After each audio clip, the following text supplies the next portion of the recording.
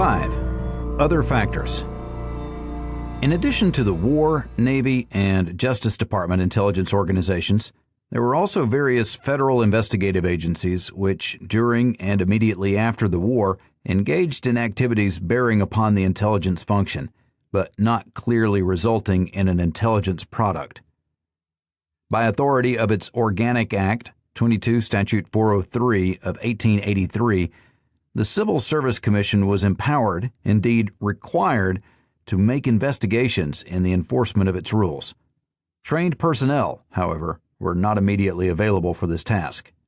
Quote, "Without a staff of investigators, the Civil Service Commission couldn't make any personal investigations to determine the character or fitness of the job applicants. The commissioners had to rely on questionnaires filled out by the job hunters and vouchers certifying they were of good moral character." In 1913, however, Congress for the first time allowed the commission to hire investigators. To get trained men, the commission tapped the Postal Inspection Service for 4 investigators who concentrated mainly on charges of misconduct. In 1917, President Wilson made the first stab at the type of investigation that occupies most of the time of the Civil Service Commission's sleuths today. He issued an order requiring the commission to investigate the experience, fitness, character, success, and adaptability of applicants for the job of postmaster where the incumbent was not to be reappointed. For the first time, the investigators were to look behind the answers on questionnaires and make personal investigations into the background of the job seekers. End quote.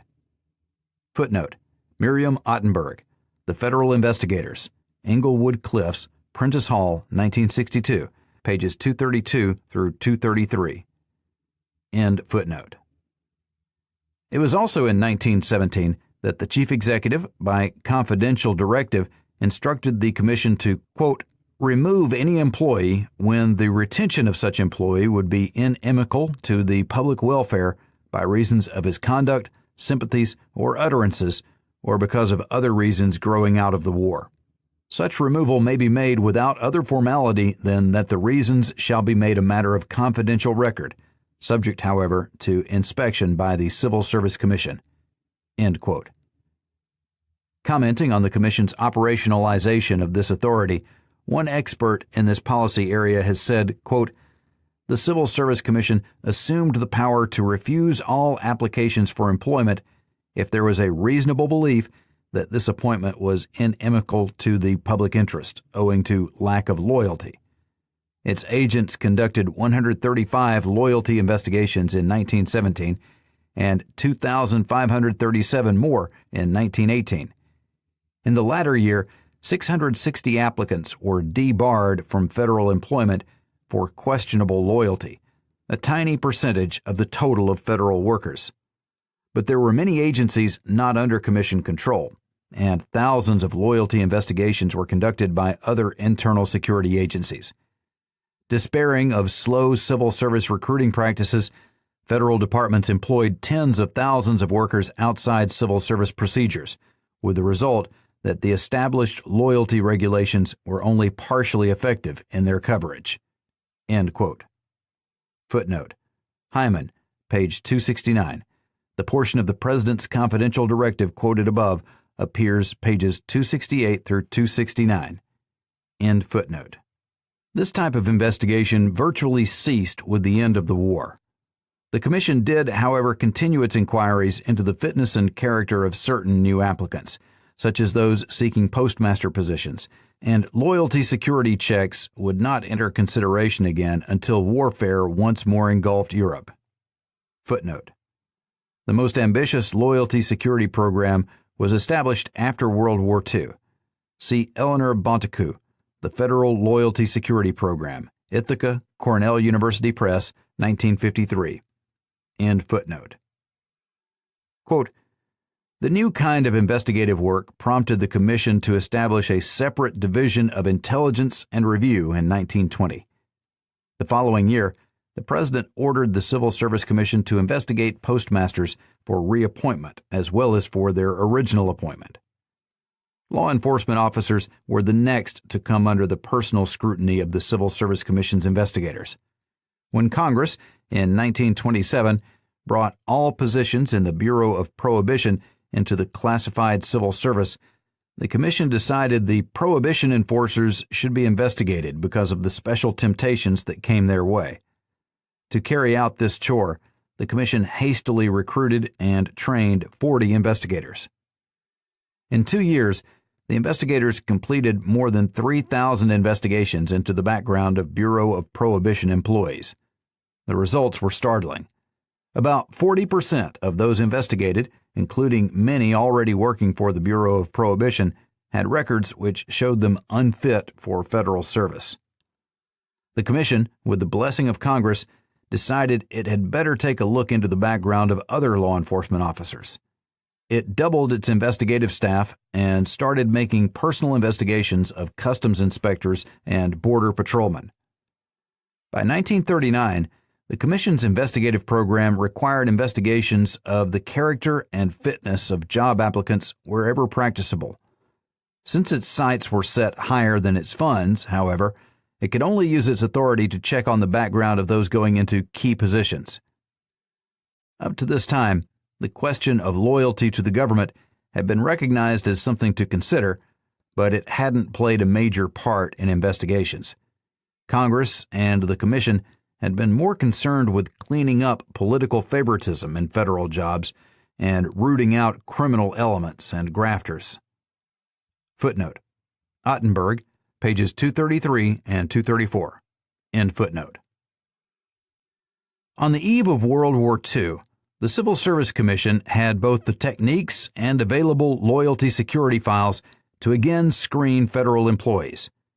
The files could have been scrutinized by other government agencies in pursuit of an intelligence objective or utilized by the Commission itself to contribute to an intelligence product. It would seem quite apparent, in any regard, that the Commission's investigative files had a potential for intelligence matters. The Post Office Department, temporarily established in 1789 and given cabinet status in 1872, also developed the potential for providing an intelligence product with regard to both criminal detection and internal security matters. Investigations on behalf of this agency trace their origins to the pre-federal era, when Benjamin Franklin, appointed Postmaster General by the Continental Congress, created the position of Surveyor of the Post Office, the predecessor to modern postal inspectors. When Congress created the Chief Post Office Inspector position in 1880, a force of 90 men were ready for investigative duties within the department. Footnote: Of related interest, see E. J. Kahn, Jr., Fraud, New York, Harper & Row, 1973. P. H. Woodward, The Secret Service of the Post Office Department, Hartford, Connecticut, Winter & Company, 1886. End footnote. Prior to World War I, the inspectors cooperated with the Treasury and Justice Departments in preventing frauds against the government, robberies of mail, and other crimes within the federal purview and Postal Service jurisdiction. During the war, inspectors assisted the military and naval authorities and the Justice Department in monitoring foreign mail traffic and identifying espionage networks. To the extent that an information store was maintained on these criminal and security matters, such materials would seem to have a potential for contributing to an intelligence product. As in the case of the Civil Service Commission, these holdings could have been examined by other government agencies in pursuit of an intelligence objective or utilized by the Post Office Department itself for such purpose. From the earliest days of the Republic, special care had been taken to protect American diplomatic communications through the use of codes and ciphers, the creation of secure facilities, and qualification tests for all persons entrusted with such communiques. Quote, "It took the 20th century, however, with its international stresses and hot and cold wars, to propel the State Department into establishing a security force. In 1916, Secretary of State Robert Lansing created a Bureau of Secret Intelligence headed by a chief special agent. It was such a hush-hush outfit that the chief special agent drew his operating funds from a confidential account and even paid his agents by personal check." The chief special agent's job was to advise the Secretary of State on matters of intelligence and security. By 1921, his staff amounted to 25 men. One of the first problems of these special agents involved passports and visas. Beginning in 1914, European nations began demanding proof of identity. The United States had previously issued passports on request, but most people didn't bother to get them. With the outbreak of World War I, United States missions abroad were authorized to issue emergency passports, but by the end of 1918, Congress passed a law requiring every departing American to have a passport from the State Department, and every alien to show a passport from his homeland and a visa from one of our consular offices before he could enter this country. The chief special agent's force started sorting out American communists seeking passports for trips to Moscow and Soviet agents using fraudulent passports. Through the 1920s and 1930s, the State Department investigators uncovered passport frauds worldwide in scope and involving chains of subversive agents on 4 continents. The investigators pinned down the Soviet use of American passports taken from American volunteers in the Spanish Civil War, exposed several elaborate passport frauds to supply traveling communists, and thwarted at least 2 Nazi espionage plots centering on the use of American passports. With the outbreak of World War II, the Chief Special Agent's office was expanded to cope with the problem of interning and exchanging diplomatic officials of enemy powers and screening Americans, or those claiming American citizenship, after they were expatriated from enemy-controlled areas." End quote. Granted authority in 1863 to appoint no more than 3 revenue agents, the Treasury Department, by the time of American entry into World War I, had a variety of investigative arms, each with a potential for contributing to the intelligence effort. In addition to the Customs Division, the Secret Service gathered information pursuant to its mission of protecting the president, conducted security investigations of government and war production facilities, made loyalty checks on the employees of some agencies, cooperated with the Food Administration and War Trade Board in uncovering violations of the Food and Fuel Control Act, and uncovered fraudulent activities in connection with war risk insurance. Often during the war years, the Secret Service and Justice Department's Bureau of Investigation duplicated each other's efforts and quarreled over jurisdictions. Treasury Secretary McAdoo also vigorously protested the use of the Secret Service referent on American Protective League badges and documents, arguing that the Attorney General should halt this practice by his auxiliary allies.